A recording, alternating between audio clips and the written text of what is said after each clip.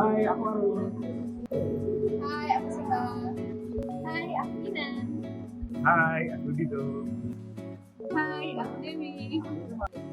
Hai, aku Larissa. Di sini kami dari kelompok 15 akan menjelaskan terkait proses produksi milk di Garuda, lalu akan menjelaskan terkait permasalahan di sana dan menawarkan ilmu dari kami. Mie Letek Garuda merupakan IKM yang bergerak di bidang makanan sejak 1940 dalam skala industri rumah tangga dan sudah memproduksi mie letek secara turun-temurun. Sebagian besar penjual mie rebus di Bantul menggunakan produk mie letek dari IKM ini. Selain itu, IKM ini mendistribusikan produknya ke pasar di daerah Bantul. Mie Letek Garuda memiliki 24 pekerja dengan berbagai workstation di dalamnya. Lokasi dari pabrik mie letek sendiri berada di daerah Bendo, Kabupaten Bantul, daerah istimewa Yogyakarta. Produk yang terpilih untuk kami analisis adalah mie letek itu sendiri karena mie letek merupakan makanan khas Bantul, Yogyakarta yang kerap dijadikan oleh-oleh sebagai mie kering untuk kemudian diolah menjadi berbagai hidangan mie. Proses produksi mie letek dapat digambarkan pada flowchart berikut dimulai dari proses penggilingan hingga pengemasan. Proses produksi mie letek dapat diuraikan sebagai berikut. Pertama, bahan baku yaitu tepung tapioka, gaplek, dan air masuk ke area penggilingan, lalu digiling dengan alat khusus yang dioperasikan oleh 3 operator menjadi satu adonan mentah. Lalu, adonan mentah masuk ke meja pemadatan untuk dipadatkan seperti yang terlihat pada video berikut.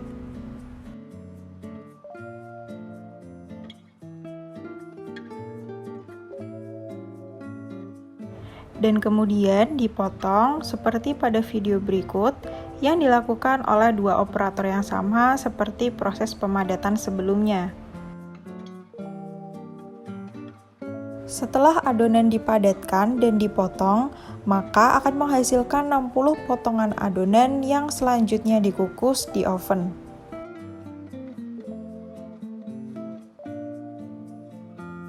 Kemudian, potongan adonan akan masuk ke stasiun penggilingan untuk digiling kembali dan terjadi proses penggilingan yang kedua.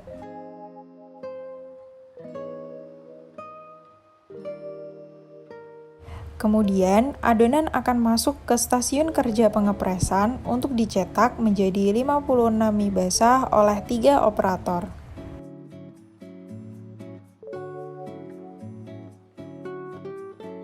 Lalu, mie yang sudah jadi akan masuk ke mesin pengukusan atau oven kembali sehingga akan menghasilkan mie basah matang. Kemudian, mie basah matang akan didinginkan di meja pendinginan selama semalaman.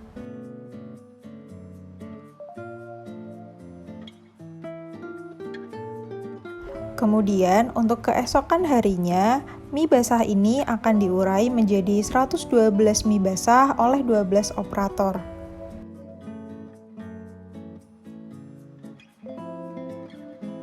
Lalu, mie basah yang sudah diurai akan dijemur di lapangan penjemuran dan diletakkan di atas rigen.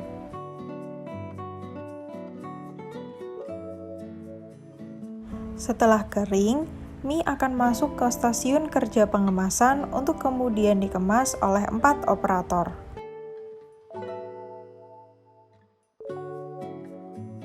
Berikut ini adalah penjelasan proses produksi mie letek secara skematis dengan gambar mesin dan alat yang digunakan untuk proses produksi mie letek.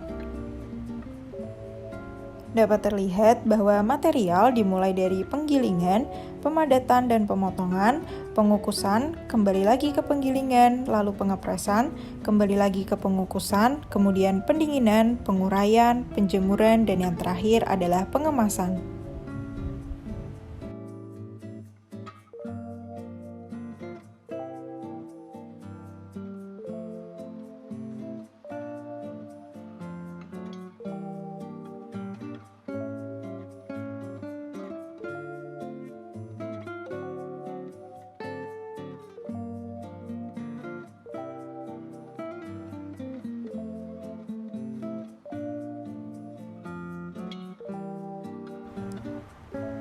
Beberapa hal yang bisa diperbaiki dan dikembangkan dalam IKM Miletek yakni adanya bottleneck pada proses pengepresan untuk proses produksi dengan 2 input, terdapat idle yang cukup besar dalam stasiun kerja penguraian, dan terdapat mesin penggilingan dan pengepresan yang tidak digunakan.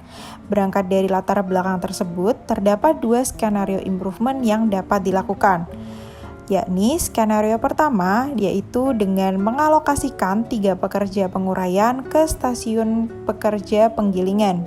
Dan skenario kedua yaitu dengan mengalokasikan 6 pekerja penguraian ke dalam proses pengepresan dan penggilingan, serta menggunakan mesin pengepresan dan penggilingan yang sebelumnya tidak terpakai.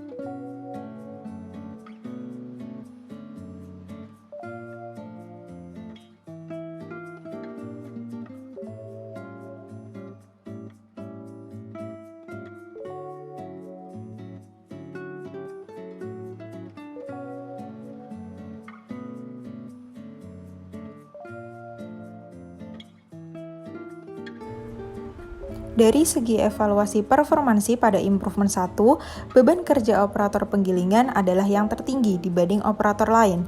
Jika input yang diproses sebanyak 2 kali biasanya, maka beban kerja akan semakin tinggi.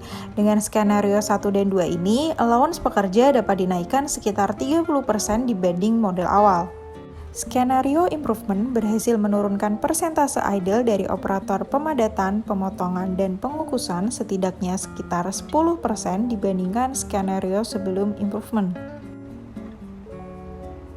Terdapat pengalokasian operator penguraian ke workstation lain baik dengan skenario 1 maupun 2. Pengalokasian ini didasarkan pada persentase idle operator penguraian yang terlalu tinggi.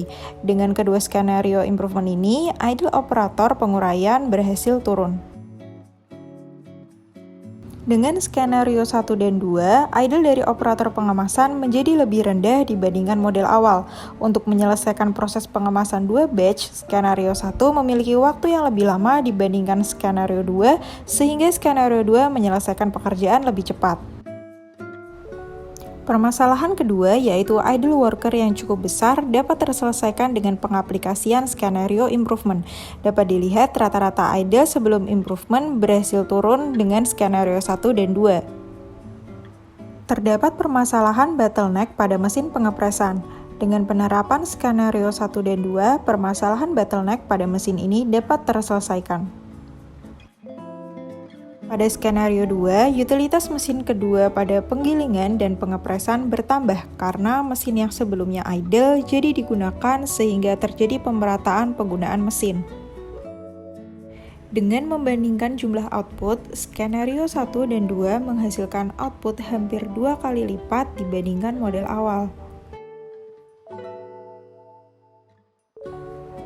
Secara keseluruhan, jika dilihat dari analisis profitabilitas dengan NPV, IRR, dan BC ratio, skenario improvement memiliki profitabilitas yang lebih tinggi. Demikian juga jika dilihat dari aspek likuiditasnya, skenario improvement memiliki likuiditas yang lebih tinggi juga.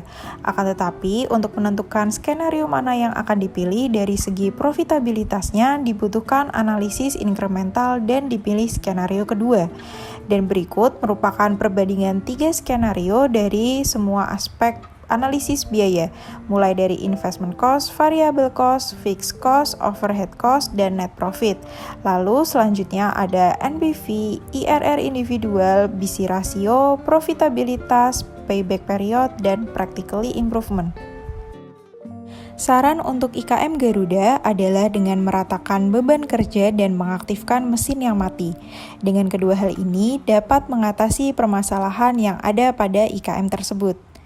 Demikian dari kami kelompok 15, kurang lebihnya mohon maaf. Sekian dan terima kasih.